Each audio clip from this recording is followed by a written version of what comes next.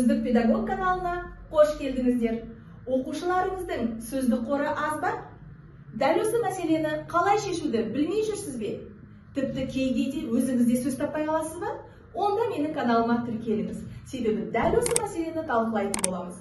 Қоңыраушаны басып, міндетті түрде барлық видеомды қарауға уәде беріңіз. Сол кезде ғана шынымен де өзімнің үздік тәжірибеммен бөлісетін боламын. Сонымен достар, сөздік қорды қалай байытуға болады? 3 жолын сіздерге көрсетпекпін. Бірінші жолы не деп ойлайсыздар? Таң қаласыздар. Қарапайым мақал мәтелдер арқылы сөздік қорды байытуға болады.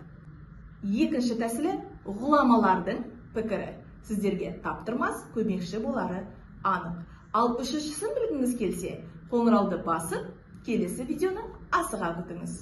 Ендеше кеттік.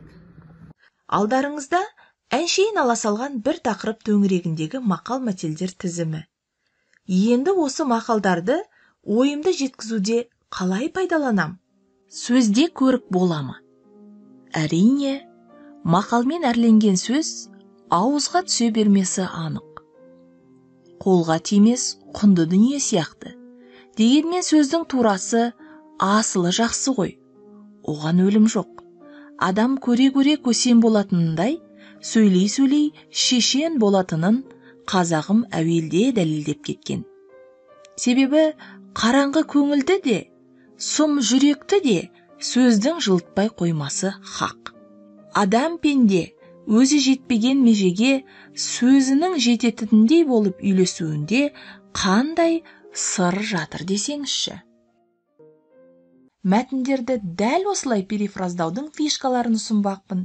Сөздік қорды дамытудың келесі тәсілі қанатты сөздер арқылы. Мен жеттім, толдым деген адамның дамуы тоқтап, міндетті түрде кері кетуі басталады дейді ғұламалар.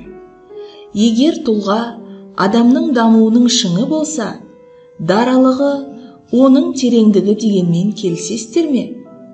Сондықтан өз мүмкіндігіңді ескеріп, үнемі дамытуға тырысу керек. Адам бір ғасыр жасаса да, ғасыр бойы қалай өмір сүру керектігін үйренеді.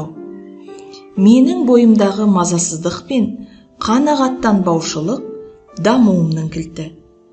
Осылайша қанатты сөздерді оңтайлы пайдалануға болады.